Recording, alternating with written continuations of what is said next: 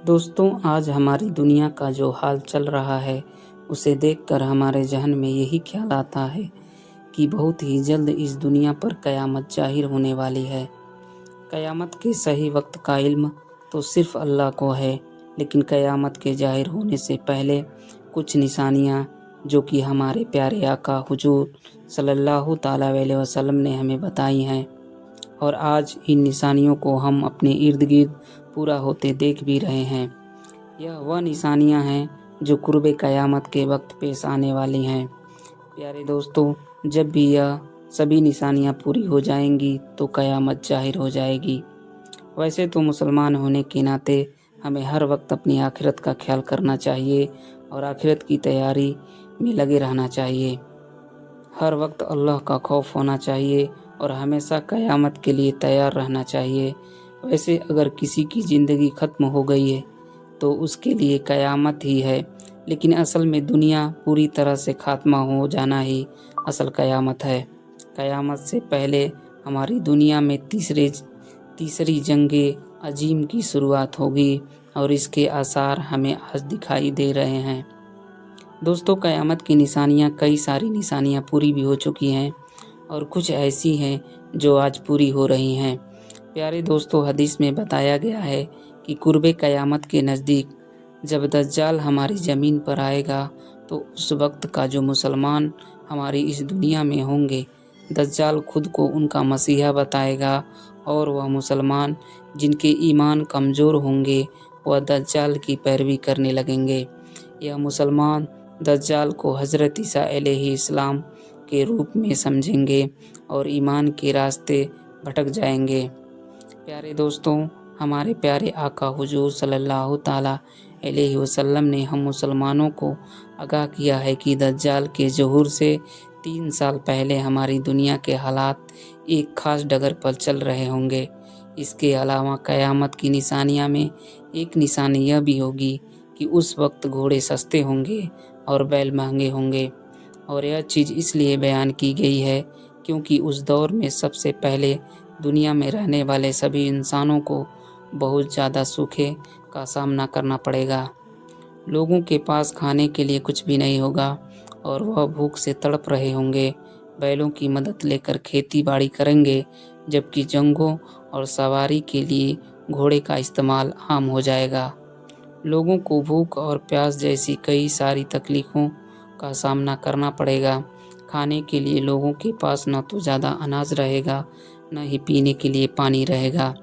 دجال کے ظہور سے پہلے شہید سوکھا پڑے گا، اور انسانوں میں پہلا سال ایسا ہوگا کہ اللہ کی زمین کے اوپر 1/3 بارش اور 1/3 پیداوار کو پوری طرح سے ختم کر دے گا، اور جیسے ہی دوسرا سال آ جائے گا تو اللہ تعالیٰ زمین سے 2/3 بارش 2/3 پیداوار پوری طرح سے ختم کر دے گا، اور جیسے ہی تیسرے سال کی شروعات ہوگی اللہ کے حکم سے زمین پر بارش اور پیداوار پوری طرح سے ختم ہو جائے گی۔ ہماری زمین کا کوئی بھی ٹکڑا اناج پیدا نہیں کر سکے گا۔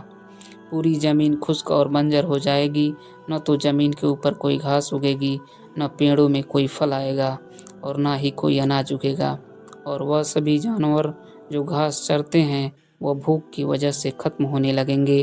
کوئی بھی باقی نہیں رہے گا سوائے اس کے جسے اللہ چاہے گا۔ حضور صلی اللہ تعالیٰ علیہ وسلم کے اس بیان پر صحابہ اکرام نے عرض کیا کہ جب زمین کے یہ حالات ہوں گے تو انسان زندہ کیسے رہے گا، اور اس بھوک پیاس کا سامنا کس طرح سے ہوگا؟ حضور صلی اللہ تعالیٰ علیہ وسلم نے جواب دیا، لا الہ الا اللہ، اللہ اکبر، سبحان اللہ اور الحمدللہ۔ یہ وہ تسبیح ہے جو اس وقت کے مسلمانوں کے لیے غذا کا کام کرے گی۔ اس کے علاوہ دجال یہودیوں کے نسل کا ہوگا، اور دوستوں، جیسا کہ آج ہم اپنی دنیا کے حالات دیکھ رہے ہیں، جس طرح سے دجال ہماری دنیا پر ظلم ڈھانے والا ہے، ٹھیک اسی طرح سے آج بھی ہماری دنیا میں مظلوموں پر ظلم ڈھایا جا رہا ہے۔ ان سب چیزوں کو دیکھ کر پتہ چلتا ہے کہ دنیا کے اندر بہت ہی جلد ایک بڑی جنگ کی شروعات ہو سکتی ہے، جسے تیسری جنگ عظیم بھی کہا جاتا ہے، یعنی 3rd ورلڈ وار، اور یہ بھی قیامت کی ایک بڑی نشانی ہے۔ اس کے علاوہ یہ بھی بتایا گیا ہے کہ ہم مسلمان اپنی آنکھوں سے قیامت کی نشانیاں کو مکمل ہوتے ہوئے دیکھیں گے۔ پیارے دوستوں، یہ بات تو ہم سبھی جانتے ہیں کہ حضور صلی اللہ تعالیٰ علیہ وسلم کی دی گئی یہ تمام پیشہ گوئیاں کسی بھی قیمت پر غلط نہیں ہو سکتی اور ان نشانیوں کو پورا ہونا ہی ہے۔ اس لیے ضرورت ہے ہمیں ان سب نشانیوں پر غور کرنے کی۔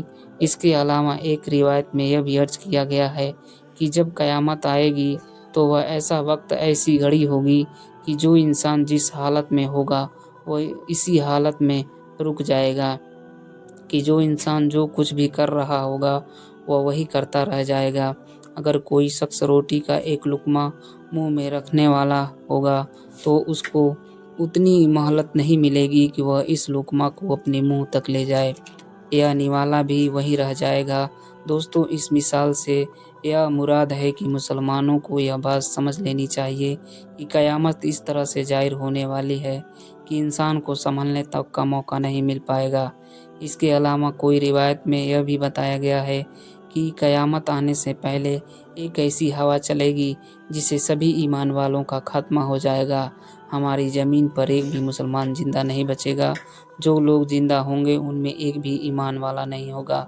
اس کے علاوہ ایک حدیث میں یہ بھی بتایا گیا ہے کہ جب قیامت آئے گی تو قیامت سے 30 سال پہلے دنیا کے اندر بچوں کی پیدائش کو روک دیا جائے گا، یعنی کہ قیامت آنے سے 30 سال پہلے زمین پر کوئی بچہ پیدا نہیں ہوگا۔ اور ایسا اس لیے بتایا گیا کیونکہ قیامت کسی بھی بچے کے اوپر ظاہر نہیں ہوگی۔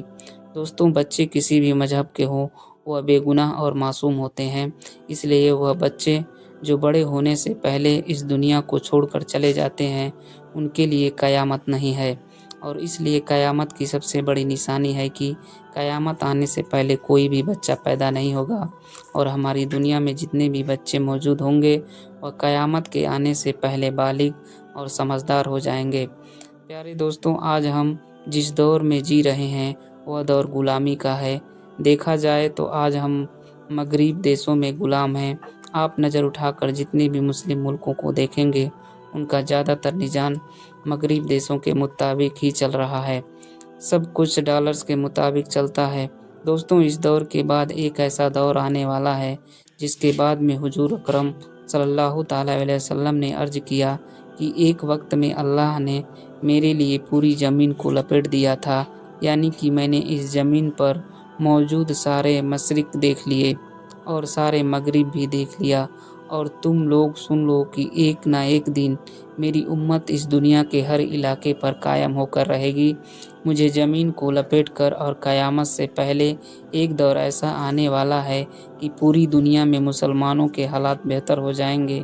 لیکن دوستو، اس وقت حالات کچھ اور بھی نظر آ رہے ہیں۔